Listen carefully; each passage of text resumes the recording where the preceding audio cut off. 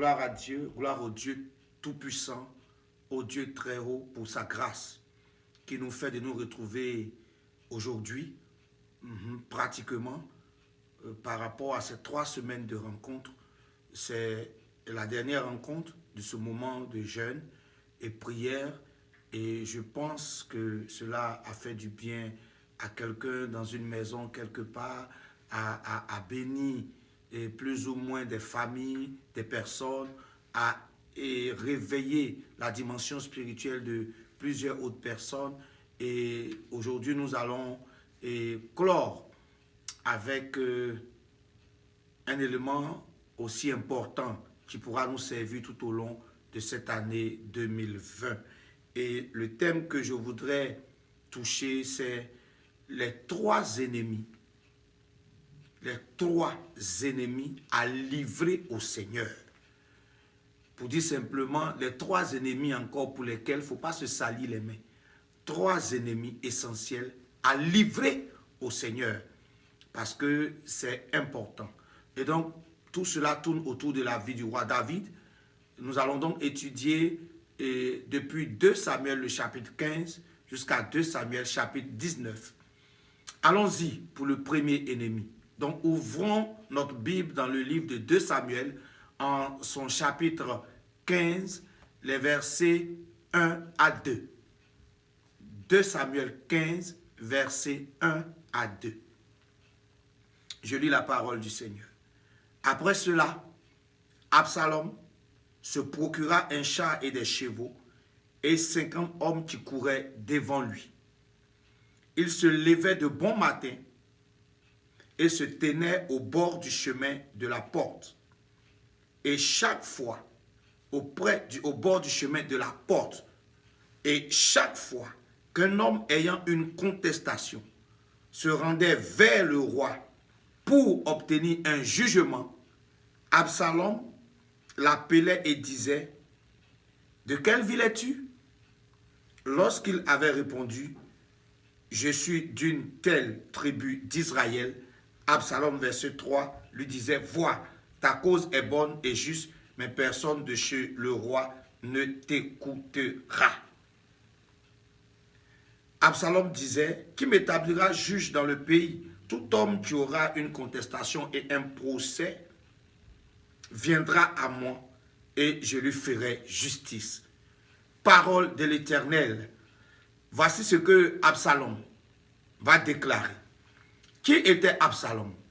Absalom était l'un des fils de David.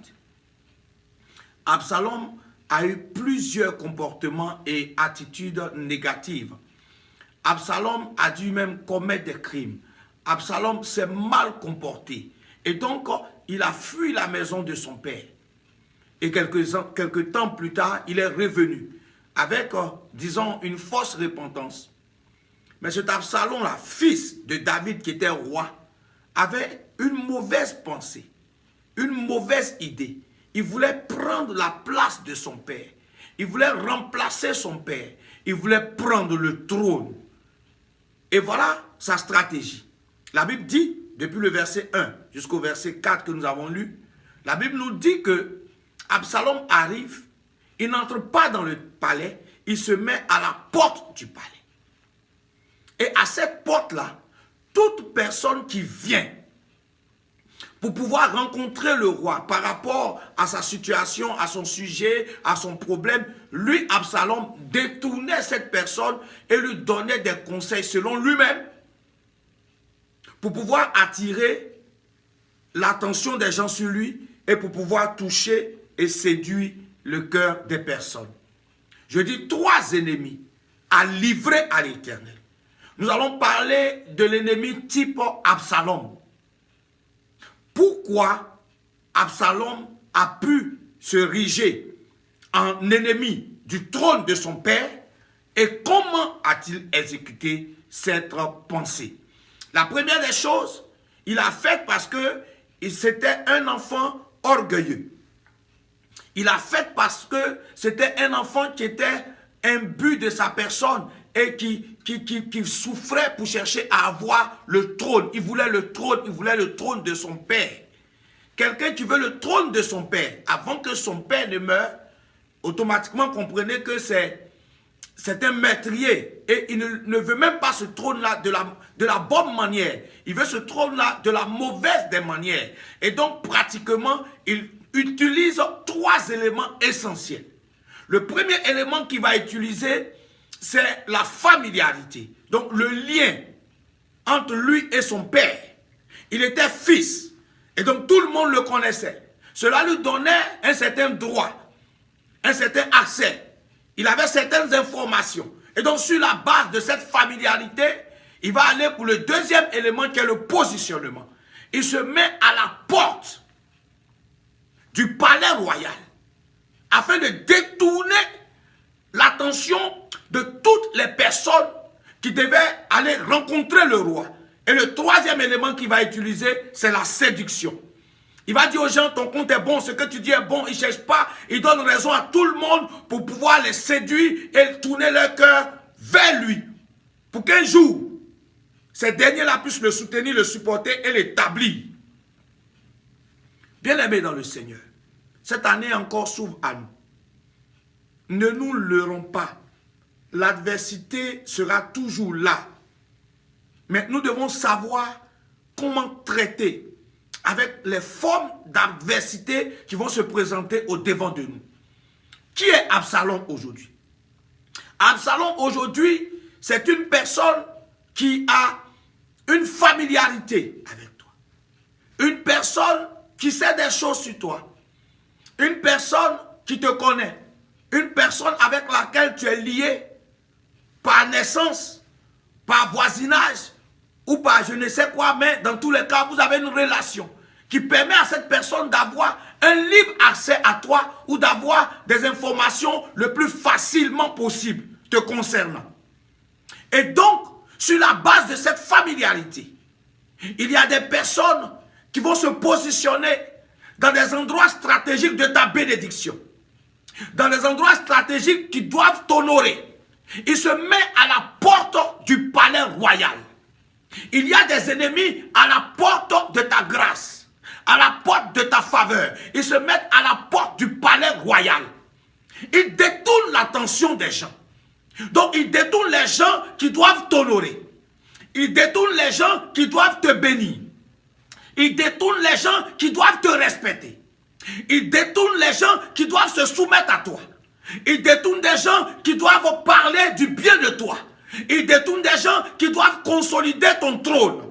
Et donc les Absaloms dans nos vies aujourd'hui sont des personnes qui, sur la base de la familiarité, se mettent dans des endroits pour voler notre grâce, pour voler nos faveurs, pour voler notre considération. Il y a des gens même qui se mettent à la porte de ta bénédiction pour voler tes bénédictions, voler ton argent, voler tout ce qu'ils ont à voler. En fait, leur position fait que on leur fait confiance. On se dit, mais c'est le fils du roi. Et donc, en tant que le fils du roi, bon, on peut l'écouter aussi. Mais le fils du roi n'est pas le roi. Parce que c'est pas le fils du roi qui a été oint, c'est le roi qui a été oint. Donc, comme les gens sont beaucoup remplis de familiarité, d'émotions et de sentiments, et qui ne cherchent pas à mettre en action les principes, alors ils se laissent prendre par ce type d'ennemis qui sont très subtils. Absalom a utilisé quoi? La subtilité. Bon, tu prends ta route, tu vas pour rencontrer le roi. Et comme tu vas rencontrer le roi, il se met au milieu. Et au milieu, il détourne. Le type d'Absalom, c'est le type de personnes qui sont des quoi? Des braqueurs spirituels. Des voleurs spirituels. Des agents de l'ennemi chargés de pouvoir abaisser ton trône, ton règne, ta considération, ta valeur. Pour tourner cela à leur avantage. En prenant sur lui sans qu'il ne soit positionné pour consolider ou bien pour consulter les gens. Ils venaient de faire de l'usurpation. il y a beaucoup d'usurpateurs, c'est-à-dire des gens qui prennent ta responsabilité pendant qu'ils n'ont pas le droit de prendre cette responsabilité, qui prennent ton trône pendant qu'ils n'ont pas le droit de prendre ton trône, qui prennent ta maison pendant qu'ils n'ont pas le droit de prendre ta maison, qui prennent ta position pendant qu'ils n'ont pas le droit de prendre ta position. Ce genre d'ennemis existe partout et ce sont les Absalom. Et en cette année 2020, tu vas rencontrer ce genre d'ennemis qui vont se mettre à la porte, je précise bien, à la porte de ton élévation. Mais puisse l'Éternel, le roi de gloire, traiter avec eux. Parce que même pour ces gens-là, tu n'as même pas besoin de salir ta main. Les Absalom. Deuxième type d'ennemi à livrer au Seigneur. Je vais vous dire, après avoir parlé des trois, pourquoi j'ai dit les livrer au Seigneur. Deuxième type d'ennemi, nous avons un certain Achitophel. Nous sommes toujours dans 2 Samuel 15.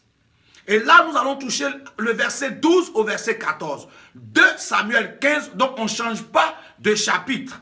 On ne change pas de livre, on ne change pas de chapitre, on change de verset. 2 Samuel, le chapitre 15, les versets 12 à 14.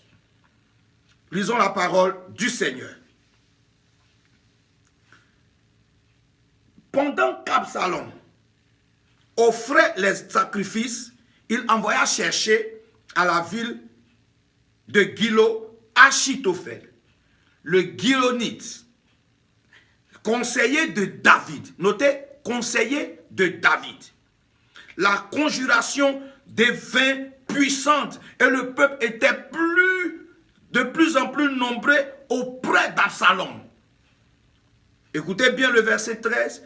Quelqu'un vint informer David et lui dit, le cœur des hommes d'Israël s'est tourné vers Absalom. Et David va répondre. Et David dit à tous ses serviteurs qui étaient avec lui à Jérusalem, levez-vous, fuyons, car il n'y aura point de salut pour nous devant Absalom. Hâtez-vous de partir, sinon, il ne tarderait pas à nous atteindre. Et il nous précipiterait dans le malheur et frapperait la ville du tranchant de l'épée. Je m'arrête là. Bien-aimé, David, assis dans son coin, la conspiration est faite, c'est-à-dire des choses sont faites.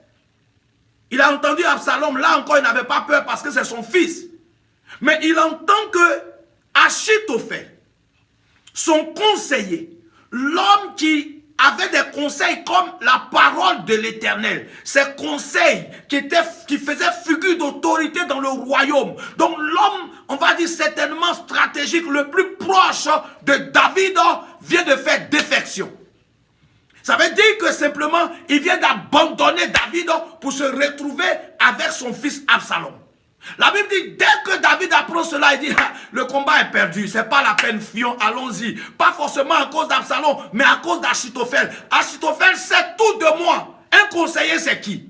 Un conseiller est une personne auprès de laquelle tu te rends, avec laquelle tu partages les choses les plus intimes, les choses les plus secrètes. Si ton conseiller se lève contre toi, tu es en danger. Donc lui, vraiment, il ne savait plus ce que faire. C'est celui-là qui est détenteur en griffe de tout ce qu'on appelle tes secrets. Celui-là qui est, on va dire, détenteur on va dire de toutes tes informations quelconques se retrouve dans le camp de ton adversaire. La première des choses, c'est un repli stratégique. La première des choses, c'est de fuir. Parce que Achitophel va donner toutes les informations à Absalom. Mais regardez comment il a travaillé. Absalom a tellement détourné le cœur des gens par la séduction que la Bible dit que le nombre de personnes devenait de plus en plus nombreux pour Absalom. Premier élément. Deuxième élément, on se rend compte que l'homme même principal, le conseiller principal aussi a changé de route. Le deuxième type d'ennemi, les Achitophel, les conseillers d'hier qui deviennent les conseillers de vos ennemis. Des gens qui étaient dans votre secret. Des gens avec lesquels vous partagez tout. Les gens avec lesquels vous mangez tout. Les gens, on va dire, avec qui vous livrez des secrets même qu'on ne devait pas livrer. Des gens qui savent pratiquement tout sur vous. Au lieu de se mettre dans une position de vous préserver parce qu'un conseiller conseiller étant un homme d'alliance. Non, non, non, non, non. Et comme il y a les traits de l'alliance, alors Achitophel rejoint Absalom. Achitophel, le conseiller de David, devient le conseiller d'Absalom. Achitophel, l'homme qui avait les secrets de David, se retrouve avec Absalom, se retrouve avec celui qui veut tuer David. Cette année, certainement aussi que tes conseillers pourront changer de camp. Mais reste tranquille. Tu vas bouger pour un temps. Mais tu as une prière à faire. Et c'est cette prière-là que je vais rapidement te montrer avant de toucher le troisième ennemi. Donc toujours en 2 Samuel 15, maintenant nous sommes au verset 31 à 33. Continuons. 2 Samuel 15, 31 à 33. On vint dire à David, Achitophel est avec Absalom parmi les conjurés. Ceux qui font la conjuration, ceux qui font la conspiration, ceux qui veulent tuer David là. La Bible dit que Achitophel est avec Absalom. Et David dit, ô Éternel, réduis à néant les conseils d'Achitophel. Ô Éternel, réduis à néant les conseils d'Achitophel. Voici la prière qu'il va faire. Il n'a plus rien d'autre à dire que de s'en remettre au roi de gloire. Quelqu'un qui détient ton secret, bien-aimé, et qui t'a voué fidélité. Et au moment où tu es en train de vivre des crises, tu entends que cette personne se trouve du côté de l'ennemi. À la vérité, tu ne peux rien faire d'autre. La seule chose que tu as fait, c'est de crier à l'Éternel. Mais on va en venir à la prière, c'est juste pour ouvrir ton esprit, pour savoir que ces gens d'ennemis-là, on les livre à Dieu. Les Absalom, on les livre à Dieu. Les Achitophel, on les livre à Dieu. Le troisième type d'ennemi maintenant, ce sont les Chiméi. Qui est Chiméi? Chiméi était de la famille de Saül, le premier roi. Et ce Chiméi-là, là nous sommes maintenant en 2 Samuel, le chapitre 19. Ce Chiméi va être quelqu'un qui va être rempli d'aigreur. Et son aigreur va le conduire même à chercher à faire quoi? À déstabiliser David à tous les coups. Et quand David va prendre la fuite, et qu'il va se retrouver carrément en train de courir, alors Chiméi va apparaître sur le chemin et il va commencer à maudire David. Troisième type. Le premier type, nous avons qui? Nous avons Absalom. Deuxième type, nous avons Achitophel. Troisième type, nous avons Chiméi. Il sort de quelque part en 2 Samuel chapitre 16, verset 5. 2 Samuel chapitre 16, verset 5 jusqu'au verset 13. Que nous n'allons pas tout lire, ce Chiméi-là, rempli d'aigreur, rempli d'un esprit de vengeance, voyant David en train de vivre une certaine déchéance, David en train de fuir devant son fils, alors lui, il va se positionner et il va commencer à maudire David. Le verset 7 de 2 Samuel 16 nous dit, Chiméi parlait ainsi en le maudissant. Va-t'en, homme de sang, méchant homme. Il a commencé à insulter David. Et donc les gardes autour de David disent, mais cet homme-là, on doit le faire taire, on doit le tuer. Il dit ceci, David, au verset 13. David et ses gens continuaient leur chemin et Chiméi marchait sur le flanc de la montagne près de David et en marchant, il maudissait, il jetait des pierres contre lui, il faisait voler la poussière. Alléluia. Donc, lui, il a carrément cherché à l'humilier. Mais quand ses serviteurs ont voulu tuer Chiméi, il a dit non, ne le tuez pas. Laissez-le, ne le tuez pas. Donc, suivez-moi très bien. Premier élément, David n'a pas combattu contre Absalom. David n'a pas combattu contre Achitophel. David n'a pas combattu contre Chiméi. Mais qu'est-ce que David a fait? David s'est remis entre les mains de Dieu. David s'est mis à prier. Contre Achitophel, je vous ai déjà dit la prière, Seigneur, il faudrait confondre les conseils d'Achitophel. Et la suite, nous sommes rendus compte qu'un certain Ishaï Aïe est rentré en scène, Achitophel a eu une grande honte et Achitophel lui-même s'est pendu. David n'a pas sali ses mains. Je suis venu te dire que les 3 types d'ennemis doivent être livrés à l'Éternel. Absalom a commencé à poursuivre David. David a fui, mais Dieu s'est occupé d'Absalom. Absalom est mort. David n'a pas sali ses mains.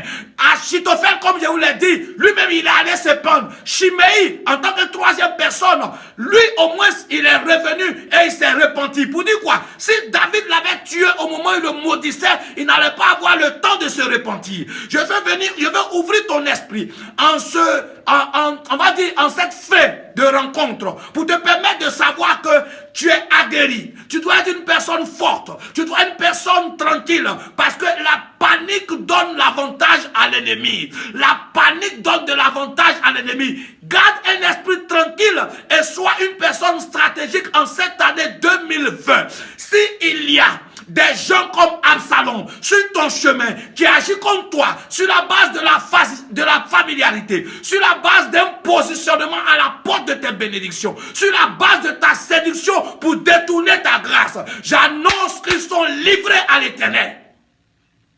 Au nom de Jésus-Christ de Nazareth, je les livre à l'Éternel. Que Dieu s'en charge.